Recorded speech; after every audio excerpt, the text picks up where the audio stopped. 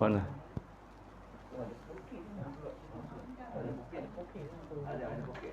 Assalamualaikum warahmatullahi wabarakatuh. Bismillahirrahmanirrahim. Alhamdulillahirabbil alamin wassalatu wassalamu ala asyrafil anbiya wal mursalin sayyidina Muhammad wa ala alihi washabbihi ajma'in. Subhanaka la ilma lana illa ma 'allamtana innaka antal alimul hakim. Rabbi shrah li sadri wa yassir amri wa hlul 'uqdatam min lisani yafqahu qawli. Sadaqallahu azim. Alhamdulillah, syukur kita kepada Allah Taala yang limpah kurnia yang dapat kita salat berjemaah.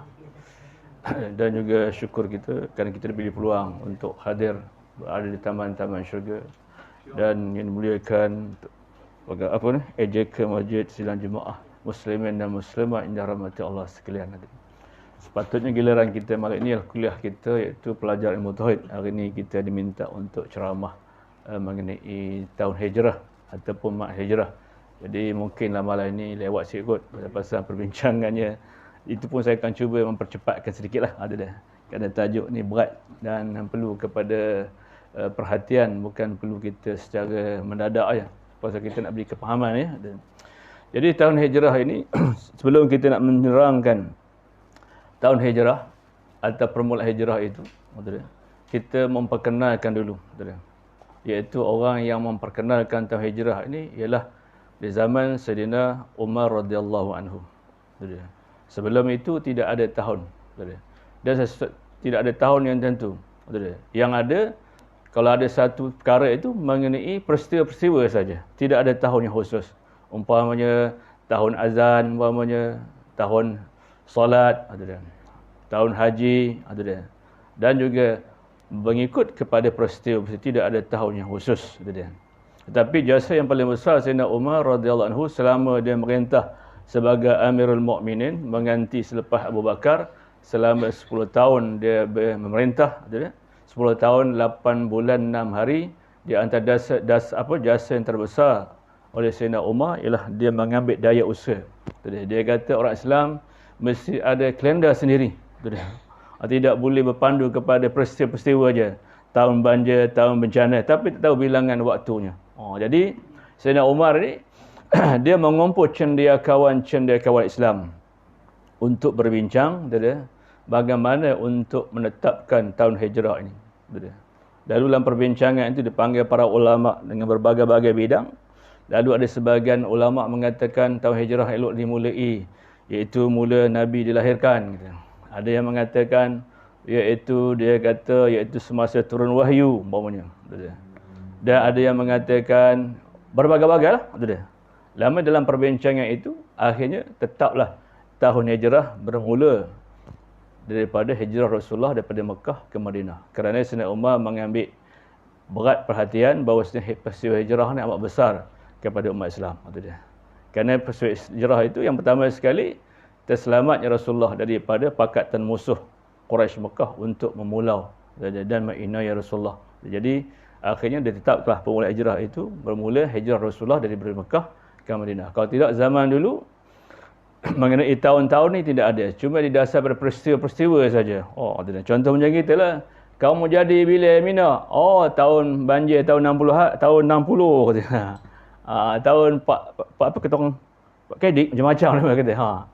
Dia ni jadi pada tahun masa Bush datang ke Perak umpamanya. Jadi bila dikabur peristiwa-peristiwa tidak tahu berapa jumlah tahun itu. Jadi bila kita tetapkan tahun hijrah tu, maka kita dapat tahu berapa tahun sesuatu peristiwa itu. Contohnya Rasulullah menjadi Rasul berapa tahun, kata dia.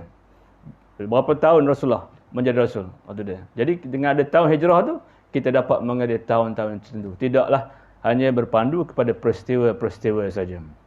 Jadi itulah antara jasa besar Sayyidina Umar.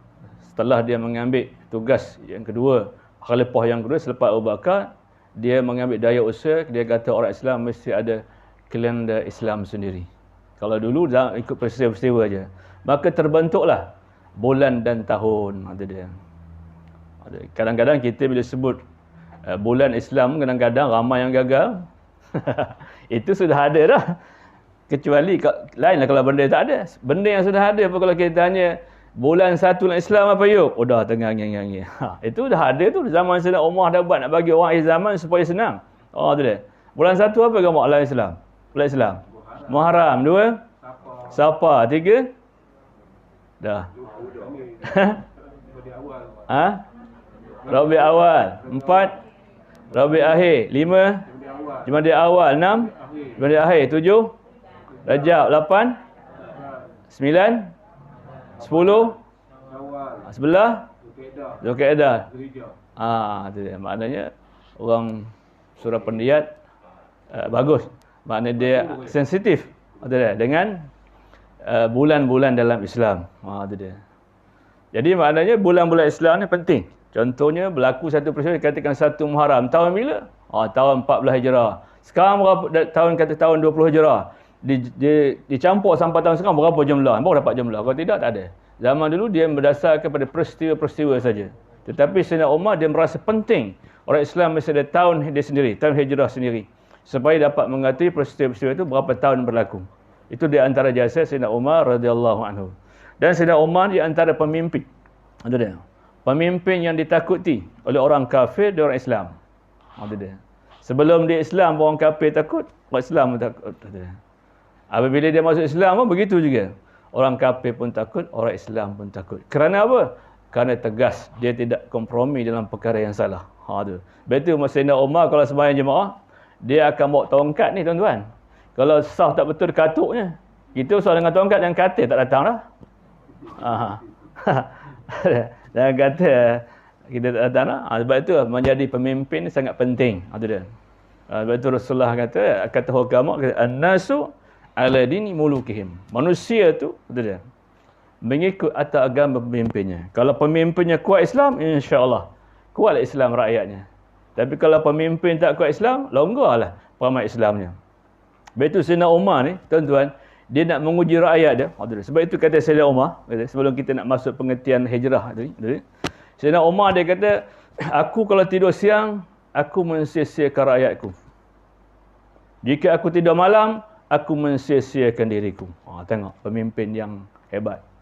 Kalau aku tidur siang, aku mensia-siakan rakyatku. Maknanya dia tak ada masa siang untuk mengambil tahu hal ehwal rakyat. Itu dia. Tak ada masa untuk nak tidur. Dia kata, kalau aku tidur malam, aku mensia-siakan diriku. Siang dah sibuk dengan rakyat, aku dengan Tuhan macam mana pula? Itu dia antara pemimpin yang agung. Itu dia. Tapi dalam masa malam pun, walaupun berkata malam untuk aku dengan Tuhan, kadang-kadang dia curi lagi pasal dia terlepas pandang waktu siang tadi, dia tidak melihat hal ehwal rakyat dia. Tengok Sayyidina Umar masa dia merintah, contohnya waktu siang dia akan round melihat apa ni, penduduk-penduduk lagi. Kita kalau sebagai wakil rakyat, kita ada orang reput tak tahulah. Itu dia. Bila orang reput baru tahu, baru kita ambil tindakan. Tapi Sayyidina Umar lain. Itu dia. Dia orang tengok rakyat. Satu kali tu, jenuh tengok dalam kawasan tu, dia pergi satu kawasan padang. Dia lihat pemuda.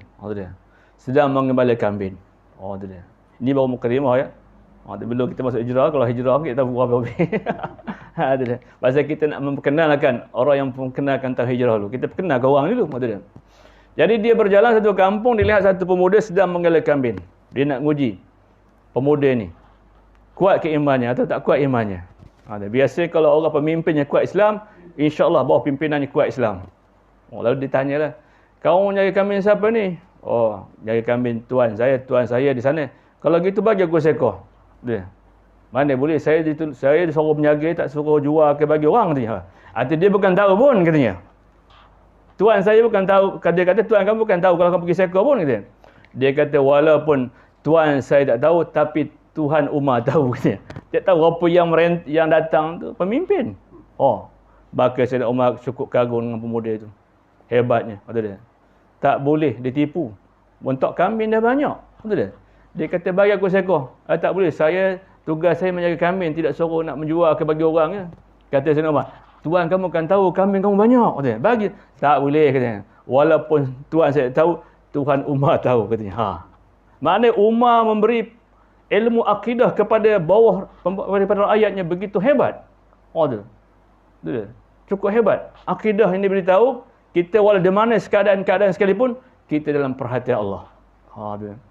Itu waktu siang. Betul dia tak puas hati lagi, dia nak melawat rakyatnya lagi. waktu malam. Itu dia. Sampai Sayyidina Umar dituduh, difitnah, suka nginta-nginta orang. Sebenarnya bukan nak nginta apa benda orang, sebenarnya nak nginta kehidupan rakyat. Tapi difitnah. Umar dengan percaya, malam-malam kuat nginta orang. Dah persepsi orang lain. Menginta pemimpin nak melihat masalah rakyat. Itu dia. Lalu diinta-inta jumpa seorang ibu sedang masak satu lampau dan anaknya menangis. Dia kata, ibu bila nak masak lagi ibu? Bila nak masak lagi ibu? Kata ibunya, kata, tunggu lagi makan yang kita belum masak lagi. Akhirnya tertidurlah budak itu. Sayyidina Umar pun fikir, masak apa? Sejam tak masak, 2 jam tak masak. Ini masak apa ya? Bila anaknya minta, dia kata, tunggu belum masak lagi makanan ni. Lalu Sayyidina Umar pun fikir dia. Apa dia masak perempuan? Dengan buah anaknya, dia kata tunggu sikit lagi makanan kita belum masak. Takkanlah kita masak lebih sejam. Nasi dia masak sejam. Ini bukan sejam. Lama Sayyidina Umar ketuklah pintu. Bagi salam. Dia kata, puan, apa yang puan masak tu? Dia kata, sebenarnya saya masak makan ni kerana nak menjedapkan hati anak-anak saya. Bila mereka bertanya, mak dah masak ke? Kabar belum masak. Sebenarnya, saya tidak ada makanan. Kecuali saya masuk batu lampau ini. Sebagai menenangkan hati anak-anak saya. Dengar itu, Sayyidina Umar kumbah terus balik ke Baitul Mal. Bila pergi Baitul Mal, penjaga Baitul Mal kata, apa tuan tak? Kata, apa ini, itu ni. Lepas tu, dia mengandung sendiri. Sehingga pegawai Baitul Mal berkata, tuan tu sahkan dah. Ya kami awak. Aku tak mau berjawab di akhirat nanti bila rakyat aku lapar. Dia sendiri. Dah bawa pula sampai kaum perempuan tu, dia dulu masakkan sekali sampai budak termakan. Itulah hebat. Itu dia. Hebat pimpinan Islam ni. Itu dia. Satu kali lagi round lagi. Itu dia. Bila round lagi jumpa seorang ibu dengan anak. Kerja mereka setiap hari menjual susu di pasar, di pekan-pekan sehari. Lalu berbincanglah dua orang anak ni. Dia. Kata si ibu, wahai anakku, kalau kita nak untung banyak, kita campur air sikit susu ni. Dia. Kalau jual susu dapat 10, kita campur air dapat 20. Lama Sayyidina Umar dengar. Betul ramai orang kata Sayyidina Umar nak kuat nginta. Nginta ni ada nginta yang dipuji. Ada nginta dikeji. Nginta orang dulu lain. Sampai tak ada sawah bawah rumah. Ya, zaman dulu. Itu dia. Lama dengarnya itu, lalu dia berkata, wahai anakku, kalau kita campur air kan siapa yang tahu? Lama anak jawab, wahai ibu, walaupun orang lain tak tahu, tapi Tuhan Umar tahu. Sayyidina Umar begitu sedih mendengar demikian. Itu dia. Kerana masa dia merintah, memang ditanamnya akidah kepada orang yang diperintahnya begitu kuat. Itu dia. Begitu guys, Sayyidina Umar ni tuan-tuan, dia sebelum Islam ditakuti. Bila Islam pun ditakuti. Bahkan Sayyidina Umar ni bukan saja orang kafir takut satu, tapi jin pun takut. Itu dia. Bila nampak Sayyidina Umar, kalau tak lebuh, kena empuk kepala tu. Lebuh. Bila Umar datang sebelih, satu jin pun tak ada situ. Di antara kelebihan sahabat ni, Allah Ta'ala bagi kelebihan-kelebihan. Sayyidina Umar ni, Allah Ta'ala bagi kasyaf. Dia boleh nampak dalam jemaah kita ni, macam kita pengajian, ada manusia ada jin ni. Itu dia. Tapi kalau jin yang Islam, dia tak marah. Tapi yang dia kafir, jangan duduk sini. Makin empuk dia orang. Itu dia. Ada nampak.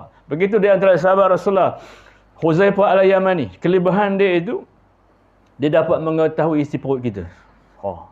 Tapi walaupun dia dapat mengetahui, dia tidak menggunakan kesempatan. Kamu munafik, kamu salah tak ada. Kecuali jika ditanya. Itu dia. Sebab itu semasa Sayyidina Umar menjadi khalifah, dia bertanya kepada Huzaifah, wahai Huzaifah, adakah aku ni ciri-ciri munafik? Pasal Sayyidina Umar tahu Allah Ta'ala bagi anugerah kepada Huzaifah al-Yamani ini, dia boleh mengetahui isi perut kita. Yang datang ni dia tahu. Dia datang nak cari ilmu ke atau datang nak cari pasar? Atau saja nak ngambil tahu saja. Tidak datang kerana ikhlas kerana Allah. Begitu di antara sahabat-sahabat ni banyak dia punya kelebihan-kelebihan. Itu dia. Dan Sayyidina Abu Bakar, di antaranya sahabat ya Rasulullah yang tak ada benda di tangan. Ada benda nafkah untuk Islam, ada nafkah, ada benda nafkah untuk Islam. Sehingga Rasulullah bertanya, apa yang ada padamu wahai Abu Bakar? Dia kata, Allah dan Rasul. Kita taklah. Nambah aku, nak bagi tak? Itu dia. Begitu ke Sayyidina Uthman, di antara kelebihannya, diriwayatkan dia tak pernah melihat kemaluan sendiri. Bayang, pemalunya. Begitulah di antara sahabat-sahabat yang lain. Itu dia. Punya kelebihan-kelebihan. Jadi kita telah mengenali. Itu dia.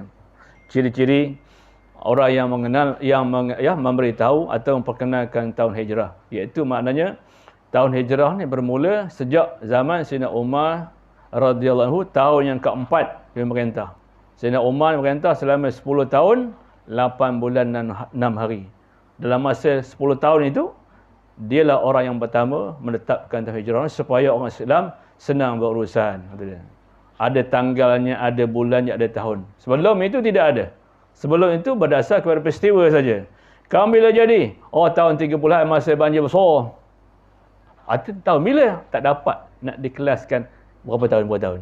Tapi dengan adanya tanggal, adanya bulan dan adanya tahun, dapat kita mengetahui berapa tahun peristiwa itu berlaku. Itu sebagai mukadimah. Kalau kita nak tengok pahaman hijrah yang kita bincang tu. Kita tengok definisi hijrah dulu. Pengertian hijrah. Hijrah menurut bahasa ialah semata-mata meninggalkan. Makna hijrah dari segi bahasa, maknanya meninggalkan dari segi bahasa. Contoh, tuan-tuan datang kemari meninggal ke rumah. Itu hijrah.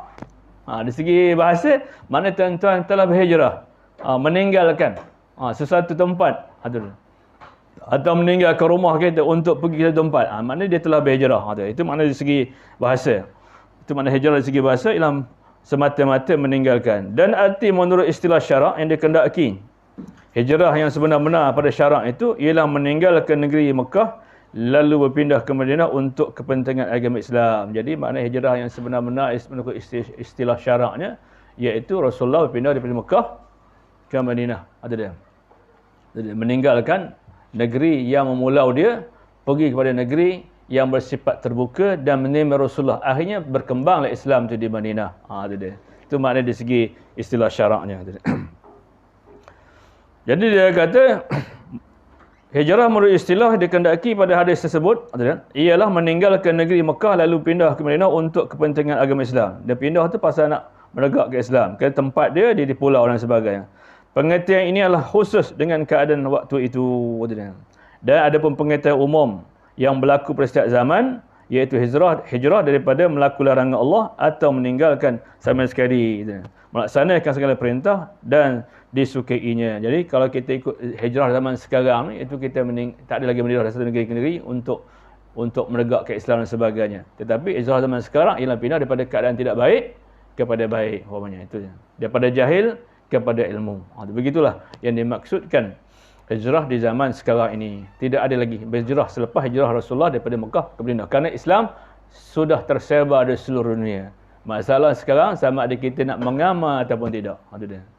Sebab itulah kata Imam Syafi'i, kalau kita nak milih tok guru ni, nak milih orang alim ni, carilah tok guru yang dibenci oleh orang kafir, orang munafik, orang fasik.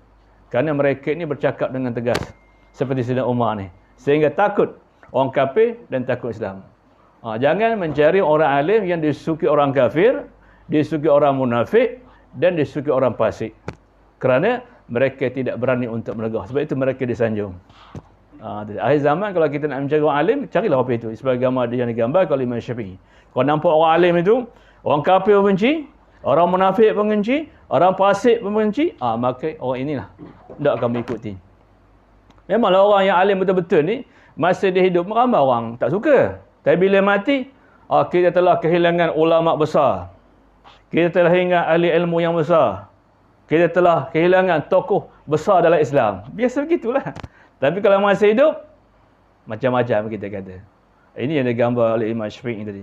Kalau kita nak mencari orang alim tadi, yang betul-betul kerana Allah, carilah jika dia itu dibenci oleh orang kafir, dan dibenci oleh orang munafik, dan dibenci orang fasik. Fasik orang suka melakukan dosa dan maksiat. Itu dia. Jadi, kalau rapi itu, itu manakah berada dalam jalan yang hak. Jangan cari orang alim atau orang yang baik. Wah, dia ilmu juga tu. Tapi orang kafir suka dia. Pasal tak negur orang kafir pun. Orang munafik pun suka dia. Pasal orang munafik dia bajak orang Islam. Itu dia. Sebab tu munafik ni lebih bahaya daripada orang kafir. Orang kafir jelas Islamnya, jelas kafirnya. Tapi orang munafik dia berpura-pura Islam. Sebab itu di zaman Rasulullah, Rasul tak bimbang di Mekah. Kerana semuanya orang kafir. Orang jelas kafir. Tapi di Mekah, Ini Rasulullah amat bimbang. Pasal dalam kuliah dia pun ramai orang munafik. Sebab tu di Madinah banyak golongan munafik berpura-pura Islam. Boleh dengar pidato Rasulullah. Lepas tu dia kabur dekat geng-geng dia. Jadi maknanya, begitulah keadaan akhir zaman ni. Kalau kita nak mencari tok guru atau orang alim, itulah tadi. Yang digambar oleh Imam Syafi'i tadi. Itu makna hijrah dari segi istilah. Dia berpindah daripada Mekah ke Madinah. Kerana untuk menyampaikan dakwah. Kemudian kita tengok sedikit di antara intipati yang nak bincang hari ni, 4 je isinya. Intipati hijrah tu ada 4 yang sangat penting bagi umat Islam. Apakah yang pertama yang perlu kita ketahui daripada intipati hijrah itu? Yang pertama ialah bila Rasul sampai daripada Mekah sampai ke Madinah, Rasulullah yang pertama sekali membina masjid. Apa nama masjid di Madinah tu? Masjid apa? Masjid Quba. Pasal apa Rasulullah pilih masjid? Kerana di situlah tempat perhimpunan umat Islam. Betul, masjid ni dipanggil parlimen rakyat. Di situ berbagai-bagai golongan. Orang muda, orang tua, orang sakit, orang susah, dan juga masjid merupakan pusat ilmu. Sebab itu Rasulullah nak menyatu ke umat, tidak ada tempat lain melainkan masjid. Kerana orang masjid ni sentiasa mendengar kuliah, sentiasa mendengar hadis, sentiasa mendengar Al-Quran. Bila cerita mereka tidak akan bangkang. Bila sebut Islam, sami'na wa ata'na. Kami dengar, kami taat. Tapi kalau orang tak pergi masjid, dia tak dengar pengajian, dia sami'na juga dengar. Wa asaina, tapi kami tak gemar. Kalau yang mengenai nafsu kami ikut. Kalau dia tak mengenai, kami tak mau. Sebab tu Tuhan kata, orang beriman sifatnya sami'na wa ata'na. Kami dengar, kami taat. Tetapi orang tidak beriman, sami'na, dengar juga. Wa asaina, kami ingkar. Sebab itulah pertama-tama Rasulullah tiba di Madinah, Rasulullah bina masjid supaya umat Islam ni bersatu di dalam persaudaraan. Kerana orang masjid ni dia sentiasa mendengar Al-Quran, mendengar hadis, mendengar pengajaran. Orang yang sentiasa mendengar pengajaran menyebabkan bukan saja zahirnya bersih, tetapi batinnya bersih. Dia tidak ingkar akan perintah Allah. Kerana di situ pusat ilmu. Sebab itu Rasulullah bina masjid di atas 4 dasar. Rasulullah bina masjid atas 4 dasar. Yang pertama, masjid ni merupakan tempat ta'aruf, berkenal-kenalan. Datang je jemaah, kita berkenalan dia. Kamu siapa nama, duduk di mana, kerja mana. Itu ta'aruf. Jangan kadang-kadang dah bertahun-tahun jemaah, nama orang tu baru tahu. Mana orang masjid gumat, entah dah berapa tahun jemaahnya. Patut bila jemaah baru datang, kita berkenalan dengan dia lah. Itulah prinsip Islam. Ini kadang imam sombong bila, sombong siap, sombong jemaah sombong. Orang tu dah bertahun jemaah sampai nama baru tahu. Maka ini bukan masjid yang dibina Rasulullah. Rasulullah bina masjid atas 4 dasar. Yang pertama, ta'aruf. Bila ada orang baru datang, ta'aruf, berkenalan dengan dia. Assalamualaikum, cik, dari mana? Duduk mana? Barunya nampak. Saya ni bekerja di sekolah menengah SM Dairy, menyewa di sebelah ni. Dia ceritakan. Lepas tu dia pun offer dekat cikgu-cikgu dekat SM Dairy. Kalau nak pergi sama jemaah, pergi surah pandiat. Bagus katanya. Inilah antara satu jalan nak meningkatkan jemaah. Ni dah, kalau jemaah 30, mati seorang tinggal 29. Sampai seminggu mati 5 orang. Pertambahan tak ada juga. Pasal jemaahnya sombong. Daripada imam, bila siap dan jemaah. Pasal konsep ta'aruf tak ada. Bila kita ta'aruf kepada orang yang datang, dia rasa dirinya disayangi. Rasa diri disantuni. Tu dia. Tuan-tuan kenal ke semua nama ni? Siapa nama duduk di mana, kampung mana, apa kerja. Nanti bila orang Iskandar tanya, mana rumah cikgu Ali ke? Cikgu Ali mana? Hari-hari jemaah. Tapi tak tahu. Mana rumah Pak Abu? Abu mana? Maknanya tak berjayalah konsep masjid sebagaimana yang di Rasulullah. Begitu juga surau. Surau ni merupakan unit masjid. Begitu siapa datang, ta'aruf lah.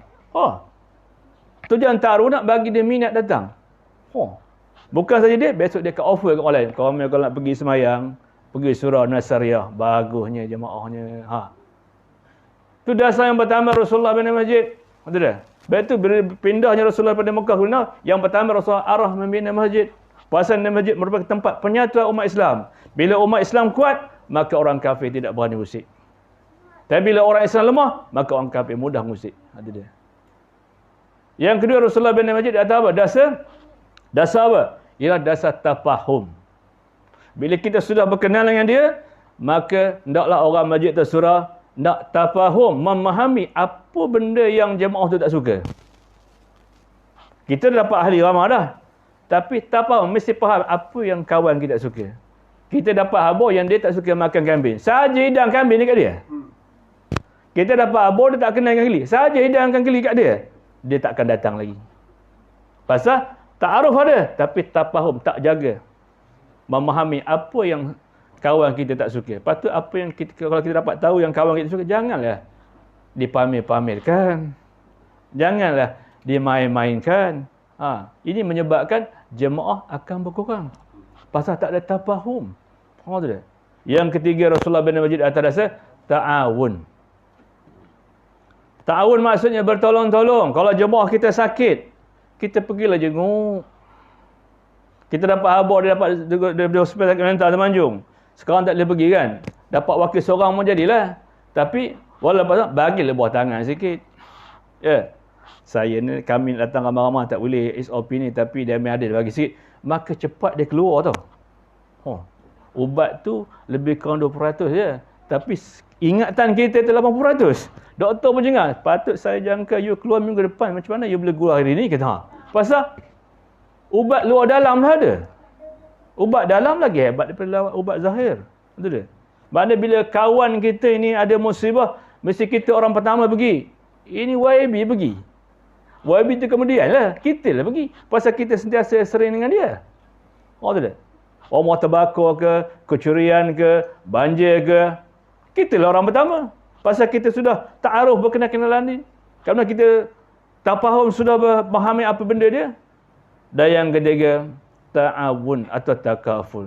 Bila satu musibah di atas jemaah kita ni, kita buat mestilah menziarahi. Kalau tak dapat semua sekali, kita buatlah collection sikit. Itu dia. Takkan RM5 pun tak boleh bagi.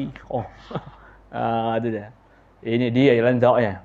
Itu dia. Maknanya tak ada langsung perasaan persaudaraan tu. Lepas tu Rasulullah tanamkan 4 dasar ni di masjid pasal nak bagi ukhuwah. Kadang-kadang kita tak ada ta'awun, bahkan kita balik memperli dia. Contoh dia seminggu tak datang. Tu dia. Kemana kamu Joli Mat? Dia kata Joli, kawan tu muntah cerit rumah. Aku takkan bagi lagi surah orang kata. Udah dia menanya habor bidak dia kata aku Joli katanya. Bayang. Pasal tak ada takaful. Patut bila ahli surah 2-3 hari tak ada, tolong siasat. Kemana pergi Pak Abu ni? Dia sakit ke? Dia ada bawa anaknya ke? Itulah dasar yang Rasulullah bina masjid itu. Betul? Supaya umat Islam kukuh. Dan yang keempat, Rasulullah bina masjid di atas dasar apa? Masjid merupakan pusat ilmu. Nak dapat ilmu di masjid. Sebab itu di zaman Rasulullah, itulah tempat jemaah, itulah universiti, itulah parlimen. Dalam membincang isu-isu masyarakat. Tetapi bila dunia sudah moden, maka pihak sekolah telah mengasingkan ilmu lain tempatnya, masjid lain tempatnya. Sebab itu berapa ramai orang yang belajar Islam, dia pun tak pergi masjid. Pasal tak ada hubungan. Ilmu dengan masjid sudah jauh. Zaman dulu, situ tempat ilmu, situlah masjid. Jadi ilmu dan masjid sentiasa mendekati bagi mereka. Tetapi bila diasingkan, di masjid lain tempatnya. Ilmu lain tempatnya. Sebab itu orang kadang belajar agama pun dia tak orang berminat masjid. Nak tahu ramah, tengok bulan Ramadan. Baru ramah. Ustaz itu, ustaz ini. Sebelum ni tak ada tanda bagi. Pasal sudah diasingkan di antara fungsi masjid dan ilmu. Begitulah kehebatan Islam dari zaman Rasulullah. Bila Rasulullah berhijrah daripada Mekah pergi ke Madinah, Rasulullah bina masjid dulu. Pasal nak bagi umat Islam ni ukhuwahnya begitu kuat. Bila orang Islam kuat, maka orang kafir tak wani ganggu. Sebab itu Tuhan nak kata dalam Quran, tu dia. Hendaklah kamu belah kasihan dengan orang Islam, hendaklah kamu tegas sama orang kafir. Tapi kita tidak. Dengan orang kafir kita belah kasihan. Dengan Islam kita tegas. Ini tak kena, ini menyalahi. Sebab itu intipati pertama hijrah tu Rasulullah berbina masjid tadi. Rasulullah bina masjid kerana 4 dasar tadi. Yang pertama untuk apa? Rasulullah bina masjid atas dasar apa? Pertama, ta'aruf, berkenalan. Boleh sekarang ada jemaah baru, kita kena ta'aruf. Walaupun datang sekali, dia akan teringat budi perketi orang sini. Bagusnya orang sini. Awak sekali je maaf. Yang kedua, tafahum, mesti memahami. Bila sudah kita kenal, dia sentiasa sering berjemaah kita mesti memahami apa dia tak suka, jangan dilontarkan, jangan dia perli, kerana ini boleh menyebabkan dia jauh. Yang ketiga, ta'awun. Bila kita sudah kenal, bila kita sudah faham, kita nak ta'awun, bertolong-tolongan. Kalau dia dapat musibah, orang jemaah inilah yang pertama sekali datang menolong atau membantu dia. Yang keempat, masjid merupakan dasar tempat ilmu. Masjid merupakan tempat. Sebab itu Rasulullah hijrah daripada Mekah ke Madinah, Rasulullah perintahkan buat masjid. Kerana masjidlah tempat menguatkan umat Islam. Kemudian intipati kedua hijrah Rasulullah ialah Rasulullah apa dia? Menyatukan atau mempersaudara kaum Muhajirin dan kaum Ansar. Sehingga kaum Muhajirin dan Ansar macam adik-beradik. Rasulullah tanamkan mereka, kita ni bersaudara. Walaupun yang mengikut Rasulullah tu, orang yang berhijrah tu panggil Muhajirin, orang yang meninggalkan kampung. Ansar tu orang tempat atas. Lalu Rasulullah persaudarakan. Kita ni satu kaum daripada Nabi Adam dan kita merupakan bersaudara semuanya. Jangan ada perasaan ini orang Muhajirin, ini orang pendatang. Sedangkan dia sama Islam kan. Kemudian Rasulullah akhirnya ramai di antara kaum Ansar yang sanggup, yang tanah banyak bagi tanah. Yang ada harta bagi harta. Pasal kita dah sebenarnya kita bersaudara. Sebab itu Tuhan kata dalam Quran, al-muslimuna ikhwatun kan. Orang Islam tu bersaudara. Tak kira lah dia pendatang ke tak pendatang, tapi akidahnya satu. Maka Rasulullah mempersaudarakan kaum Ansar dan Muhajirin. Ada di antara sahabat-sahabat tu yang di zaman Rasulullah tu ada bini 4 dia offer dengan orang Muhajirin. Offer bukan dekat bawah. Nombor yang last jangan pilih. Pilih salah satu. Biasanya kalau jelas yang muda kan. Tapi pilihlah mana satu. Maknanya ukhuwah begitu kuat. Saya ada 4 bini. Tuan pilihlah mana satu hendak. Kalau kita kata yang muda jangan ambil, yang lain ambil. Tapi bila ukhuwah sudah ada, Islam tidak memilih. Ada dia. Ini hak aku, ini hak kamu. Pasal kita bersaudara. Itu di antara intipati yang kedua Rasulullah. Intipati Rasulullah hijrah daripada Mekah ke Madinah tadi. Ialah yang pertama tadi mendirikan masjid, yang kedua ialah mempersaudarakan kaum Muhajirin dan Ansar. Dan yang ketiga Rasulullah, intipati yang ketiga Rasulullah hijrah daripada Mekah ialah menegakkan syariah Islam. Menegakkan undang-undang Islam. Mentak ketika Rasulullah daripada Mekah pergi ke mana, Islam hanya 40% saja. 30 hingga 40%. Tapi orang kafir hampir 70% atau 60%. Tetapi kenapa orang kafir reda dengan undang-undang Islam tu? Kerana orang Islam menunjukkan akhlak yang baik. Dia nampak. Dia tahu Islam tu agama yang adil. Gambar Rasulullah dah didik umat Islam dengan akhlak yang baik. Tak nampak celanya orang Islam ni. Atau kalau diri tak nampak celah, apa masalah hukum hakam? Sebab itu berjayanya Rasulullah menegakkan syariat Islam di Madinah kerana orang Islam sendiri yang menunjuk peribadinya. Tetapi kalau orang Islam kita di Malaysia ni contohnya, dorang ayam jatuh depan tu. Kita ngejual ayam, kita drive balorinya. Dorang ayam tumbang depan surau ni. Habis orang kira ayam tumbang jatuh semua. Ayam pekik lah. Itu dia. Tolong. Kata kita nanti aku ambil. China atau India tak guna orang Islam. Patut saya bawa hospital dulu. Ini ayam ambil kata. Tapi kalau kita bawa dia ke hospital, bagus orang Islam. Maknanya akhlak Islam ni menandakan salah satu daripada tertarik orang bukan Islam kepada Islam. Tapi kalau akhlak orang Islam buruk, walau Islam tu cantik, orang tak akan ikut. Itu dia. Jadi maknanya berjayanya Rasulullah menegakkan Islam di Madinah, walaupun peratus yang tak banyak, lebih kurang 30 hingga 40%, lebih tu orang kafir, tapi orang kafir tak marah, tak larang. Itu dia. Kita di Malaysia, susah orang kafir, orang Islam sendiri. Jangan. Susah orang kafir. Orang Islam sendiri pun tak ada. Itu dia. Pasal akhlak Islam itu tidak mencerminkan kebaikan. Sebab itulah di antara berjaya Rasulullah itu, bukan saja dia boleh berpidato, tetapi perbuatannya itu. Kerana Rasulullah ni di antaranya, dia membalas keburukan dan kebaikan. Sebab itu orang kafir ni akhirnya masuk Islam. Kita kalau orang tu dah malas buat kejahatan, kita akan balas je kejahatan. Jadi sampai je lah. Itulah beza Islam dengan bukan Islam. Islam kejahatan dia balas kebaikan. Tetapi kalau Islam jahat balas jahat, apa bezanya? Sebab itu ramai di antara orang Yahudi masuk Islam kerana akhlak Islam tu berada di atas. Dia. Tengok satu orang perempuan itu. Perempuan Yahudi. Dia cukup inti dengan Rasulullah ni. Bila Rasulullah lalu, dia akan campur najis, nampak kotor dan sebagainya. Dia. Tapi Rasulullah tak ada celaka kamu, tumpul cepat. Tak ada. Kalau kita,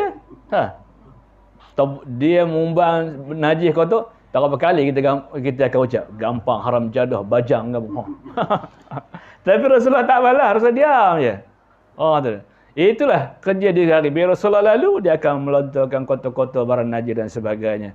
Akhirnya satu kali, bila dia lontarkannya najis itu, dia dapatinya tak ada Rasulullah dah. Tak ada Rasulullah dah. Dia pun heran, mana Rasulullah? Lalu bila Rasulullah tak ada, maka dia dapat tahu Rasulullah dah wafat. Lalu Sayyidina Abu Bakar menyambung kejar Rasulullah ni, mengejar Rasulullah. Perempuan ni tadi tuan-tuan, perempuan, udahlah perangannya buruk, tapi buta matanya.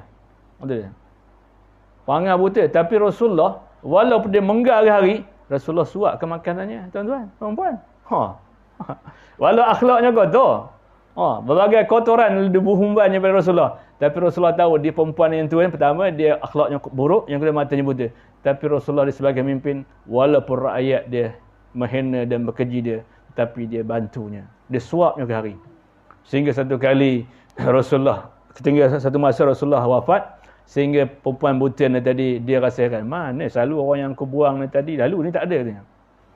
Dia pun dapatlah khabar. Tak dapat khabar lagi. Lama dia pun hari-hari mikir, mana pergi orang yang selalu dia buangnya, kotor-kotor tak lalu lagi. Maka ketika Rasulullah wafat, setelah dikebumikan, kemudian yang menyambung dengan Rasulullah, menantunya, lagi sahabat dia. Dia. Lalu dia bertanya, apakah kerja Rasulullah, kerja harian dia? Maka dia beritahulah, Rasulullah tiap-tiap hari bagi makanan kepada perempuan Yahudi ni. Walaupun perempuan Yahudi ni melontar berbagai kotoran, namun dia tak kira. Lalu, pergilah hantar makanan. Bila hantar makanan, dia suap je perempuan Yahudi ni tadi. Tu dia. Bila suap, perempuan Yahudi pun tanya, siapa ni? Orang selalu bagi makan lah. Suap lagi. Siapa orang ni? Orang selalu bagi makan. Bukan.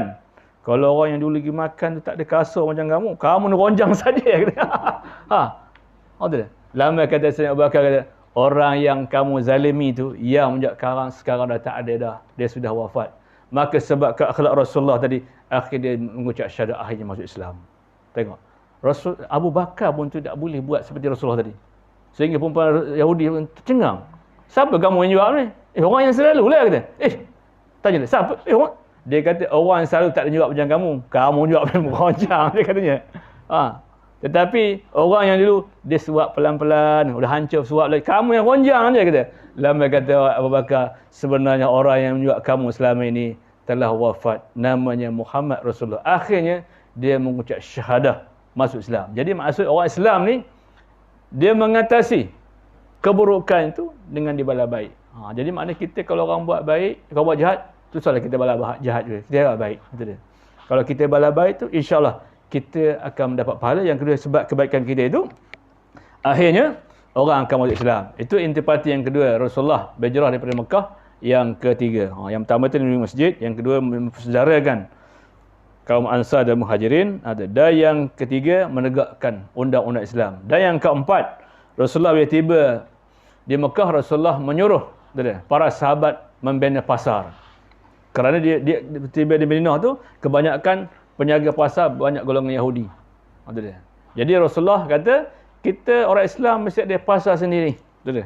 Bila orang Islam beli barang, biarlah kepada orang Islam. Kita yang pertama, pasar Islam sendiri ada. Kadang kita mesti, umat Islam mesti ekonomi yang kukuh. Akhirnya bila orang Islam mendirikan pasar, sehingga pasar-pasar Yahudi dah tak ada orang datang. Akhirnya orang Yahudi menjual pasar tu, akhirnya monopoli pasar di Mekah, di Madinah tu oleh orang Islam. Pasal Rasulullah kata, ekonomi umat Islam bila kuat, dia akan kuat. Sebab itu Yahudi, dia melihat umat Islam ni ada dua kelemahan. Yang pertama sekali, ialah kelemahan iman. Yang kedua, kelemahan ekonomi. Sebab itu Yahudi dia boleh menakluki kita. Walaupun mereka sudah balik ke negara mereka. Tetapi pemerintahan mereka masih ada lagi di sini. Ada dia. Pasal apa? Pasal dia melihat umat Islam ada dua kelemahan. Yang pertama, kelemahan iman, tak semayang. Kelemahan apa? Iman. Ya. Tak menutup aurat. Kelemahan apa? Kelemahan iman. Ada. Tak menuntut ilmu agama untuk menjadikan dirinya sebagai orang mengamal agama. Dah kelemahan iman. Itu dia. Contohnya, Tuhan dah turunkan bala coronavirus hampir dekat 2 tahun. Berapa ramai yang datang masjid surau ni? Yang kita bimbang bilangan, 21,000, 23,000. Tak berbimbang bilangan yang datang ke masjid berapa orang. Sedangkan Tuhan nak jentik hati kita ni supaya ingat. Aku bagi bilangan yang banyak supaya kamu sedar. Nampak? Bagi sikit pun tak sedar. Bagi banyak pun tak sedar. Sedangkan Tuhan nak bagi pengajaran tu. Setiap balian Tuhan turun tu sebagai memberi pengajaran. Notice. Tapi orang tak ambil pengajaran. Jadi sebab itulah. Kata Yahudi seluruh dunia, mereka dia kata kita boleh menyesatkan umat Islam ni apabila dua lemahnya. Pertama, lemah iman. Yang kedua, lemah ekonomi. Umat Islam memang tak ada dua ni. Iman pun lemah. Masjid besar, orang tak ramai. Mentok masjid, bukan kerja susah. Pakai baju lawa, duduk berhekon. Tak boleh. Tapi tepi jalan hangat, pinjau duit habis. Boleh tahan. Itu dia. Pagi, petang, duduk tepi jalan je. Itu dia. Yang kedua, umat Islam lemah ekonomi. Di Malaysia, orang beramal pakai ekonomi. Tapi ekonomi merondom juga. Pasal berpegang kepada yang lemah. Rezeki itu tangan Allah. Bukan tangan pakai ekonomi. Bila kita pegang dengan Allah, Allah Ta'ala akan turun ke rahmat. Sebab itu Tuhan kata dalam Quran, walau ahlal qura amanu wattaqaw la fatahna alaihim barakatin minas sama'i wal ard. Jika sebuah negeri atau negara itu amanu, semua beriman. Syarat semua beriman. Tak nak seorang pun tak beriman. Dia semua beriman. Wattaqaw, dan semua bertakwa. La fatahna alaihim barakatin minas sama'i wal ard. Nescaya kami akan buka keberkatan di langit dan keberkatan bumi. Bila berkat di langit, berkat bumi, tak ada bala. Ini masalah kita saja mengundang bala. Itu dia. Jadi orang Yahudi dia kata, selagi umat Islam ada dua kelemahan ni, kita boleh buat apa saja. Yang pertama, iman lemah. Yang kedua, ekonomi lemah. Bila dia lemah, dia akan menjerat umat Islam dengan 3 perkara. Sampai sekarang, jerat yang mengenai betul pada kita. Yang pertama sekali, dia mencipta alat-alat komunikasi yang begitu canggih. Harganya beribu, tapi kita beli juga. Itu dia. Pasal banyak menu dalam. Kita kalau telefon tinggal, kita gustan balik pada rumah. Tapi kalau Quran tinggal, kitab tinggal, tak pergi ke depan bawa. Itulah berjayanya Yahudi. Sampai buka je mata, handphone. Dia berhenti kejap je, tidur je. Dalam poket ada apa ada. Tak berjayanya. Baik dia orang muda, baik kanak-kanak, orang tak lekang-lekang dengan alat komunikasi ini. Tujuannya apa? Supaya jauh daripada Al-Quran, jauh daripada hadis, jauh daripada ilmu. Saya rasa setiap rumah tuan-tuan, anak semua ada satu orang. Dia suruh baca surah kan, sudah pening kepala. Itu dia. Habis hidupnya dengan alat komunikasi. Daripada jauh satu sampai universiti, sampai bekerja sebagai, tak henti-henti, ada itu je. Itu berjayanya Yahudi ni. Dia nak merenggangkan umat Islam. Dengan Islam, dia mencipta satu benda sehingga orang itu lebih ingat benda itu daripada Tuhan yang punya benda. Yang kedua, bila umat Islam lemah dua perkara tadi, yang kedua dia akan mereka berbagai-bagai hiburan. Kanak-kanak, ini hiburannya. Remaja, ini hiburannya. Muda belia, ini hiburannya. Orang dewasa, ini hiburannya. Yang tua bangka, ini hiburannya. Yang ketiga, dia menjerat umat Islam. Yang ketiga apa? Iaitu dia mencipta alat-alat yang canggih peperangan. Sasarannya ke mana? Orang Islam. Tengok. Dia menghantar senjata ke Palestin. Umat Islam lain tengok je. Tak, negara umat Islam ni dalam seluruh ni hampir dekat 100 berapa negara ke? Umat Islam. Tapi tak boleh menolong umat Islam. Sebab itu orang kafir bersatu merontohkan Islam. Tapi orang Islam tidak bersatu untuk menolong saudara Islam. Jadi dia mencipta berbagai-bagai ayat yang canggih tadi. Itu dia. Tujuan sasarannya kepada orang Islam. Tidak pernah dia mencipta alat yang canggih. Dia nak bantah kepada kaum dia. Puncanya apa? Pasal manusia ada dua kelemahan. Bila ada dua kelemahan, maka dia akan menjerat manusia dengan 3 perkara tadi. Yang pertama, lemah iman. Contoh, sembahyang subuh jemaah berapa orang?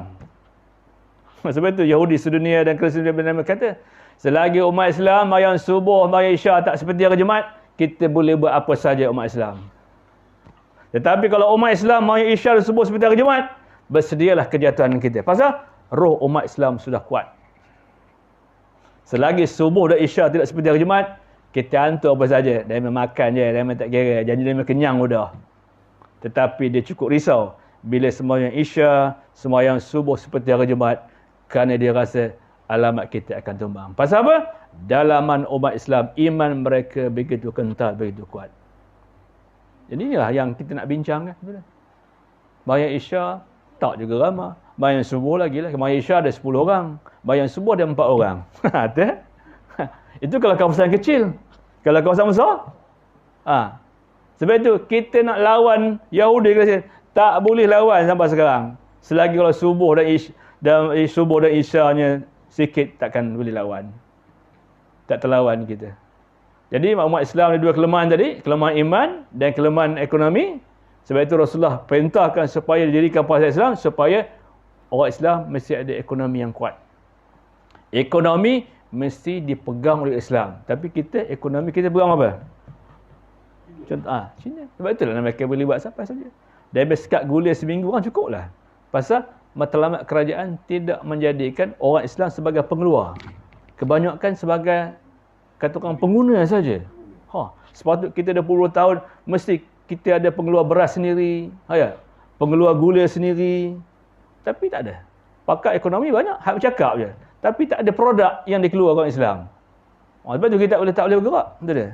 Sebab itu Rasulullah memperketatkan, menyuruh sangat. Orang Islam mesti ada pasar sendiri. Contoh zaman Korabik ni. Orang kafir berjaya. Maka pasal ada bilion, ada ekonomi. Yang pekedai-pekedai kecil, merundunglah. Itu dia. Pasal Islam tidak monopoli ekonomi. Itu dia. Itu di antara antipati yang keempat aja. Hijrah itu yang Rasulullah menyuruh umat Islam mendirikan pasar. Tujuannya untuk apa? Untuk supaya orang Islam ekonominya kuat. Orang Islam dapat ekonomi kuat pun boleh tahan lagi. Kalau iman korang, tak boleh orang kafir boleh buat. Tetapi dua-dua tak ada. Ekonomi pun tak kuat, iman pun tak kuat. Sebab itu orang Yahudi bukan banyak pun. Betul tak? Seluruh dunia lebih kurang 15 juta aja. Umat Islam hampir dekat 2 bilion.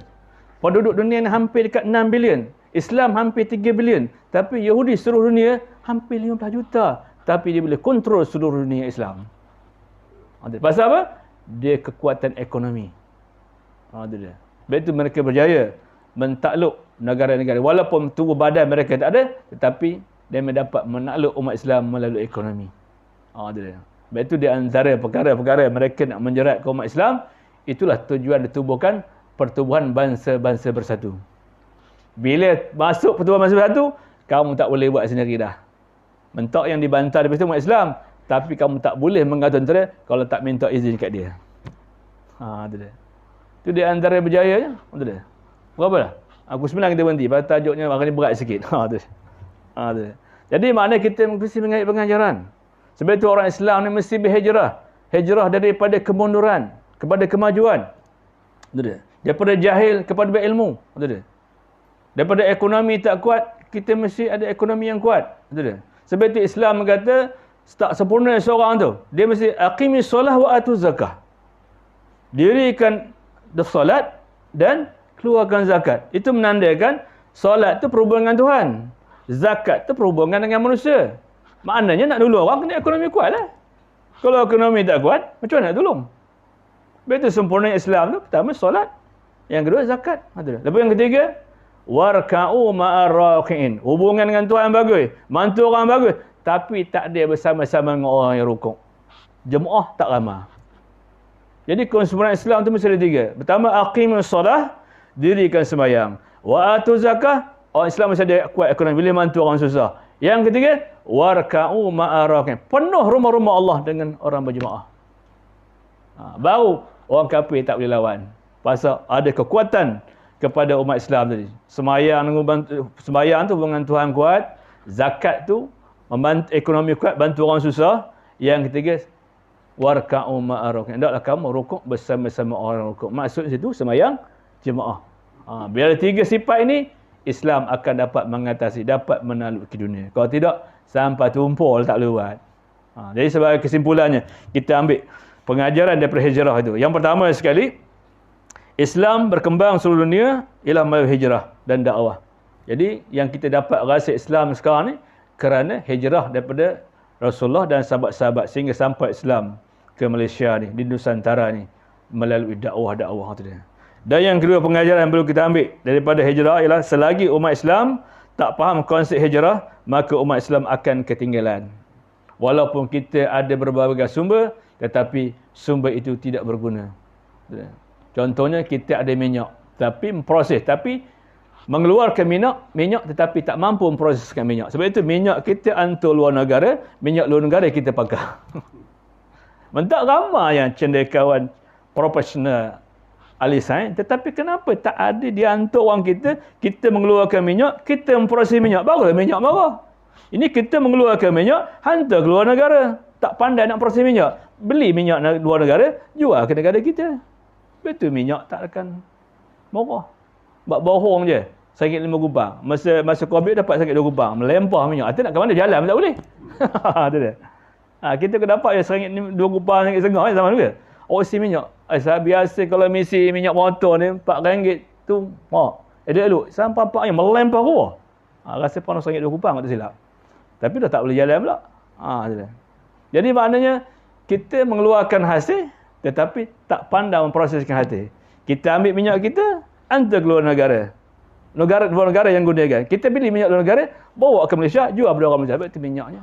Sebab ekonomi kita tak kuat. Patut kita sudah dapat menghasilkan minyak, kita belajar bagaimana nak memproses minyak dan kita jual minyak kita sendiri. Tapi sudah berjanji dengan orang Yahudi itu, aku ajar komen untuk proses. Komen aku hantar komen untuk mengeluarkan minyak je. Proses, tapi nak proses aku. Begitulah lemahnya umat Islam. Sepatut dah ada kita ahli-ahli pakar yang boleh proses minyak sendiri. Dan yang ketiga, umat Islam mestilah berhijrah setiap masa. Orang Islam mesti berhijrah setiap masa. Berpindah daripada keadaan sesuatu yang tidak baik pada baik. Sudah baik bertambah baik lagi. Maka insya-Allah kita akan menjadi umat yang agung seperti umat di zaman Rasulullah dan para sahabat. Jadi Allah Ta'ala mengabarkan Quran, kalau umat Islam nak kuat, dia mesti ada 3 perkara tadi. Orang Islam mesti aqimis solah, jangan tinggal solat. Yang kedua, wa'atu zakah, keluarkan zakat. Nak keluar zakat, mesti ekonomi kuat. Yang ketiga, nak berjaya, warka'u ma'arakin. Nak kamu bersama-sama dengan orang yang rukuk. Maksudnya, kamu kena berhimpun satu tempat untuk dirikan solat berjamaah secara beramai-ramai. Bila ramai-ramai, kamu kuat. Bila kuat, aku akan tolong kepada kamu. Habis itu kata Yahudi tadi, dia kata, Yahudi dan Kristian mereka mesyuarat seluruh dunia. Dia kata selagi umat Islam mari isyarat subuh tidak seperti hari Jumaat, selagi itu kita boleh buat apa saja. Tapi kalau subuh dan isyarat seperti hari Jumaat, bersedialah untuk kejahatan kita.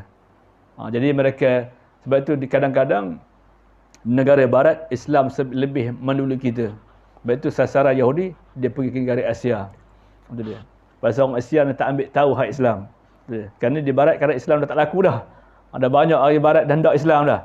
Cuma Asia saja. Jadi cukup sekadar itu, mudah-mudahan sempena tahun hijrah ni kita hendaklah mengubah atau pindah daripada keadaan yang baik kepada lebih baik, pada jahil kepada berilmu, daripada mundur kepada maju. Jadi cukuplah sekadar itu untuk kita malam ini. Mudah-mudahan insya-Allah kita sambung sekarang datang, kita akan sambung balik kuliah tauhid kita. Bismillahirrahmanirrahim. Alhamdulillahirabbil alamin wassalatu wassalamu ala asyrafil anbiya'i wal mursalin sayyidina Muhammadin wa ala alihi washabihi ajmain. Allahumma rzuqna ya rabbana fahman nabiyyin wa hifzal mursalin wa hal malaikatal muqarrabin fi afati arhamar rahimin wa sallallahu ala sayyidina Muhammad wa ala alihi wa sahbihi wasallam. Alhamdulillahirabbil alamin. Wallahu alam.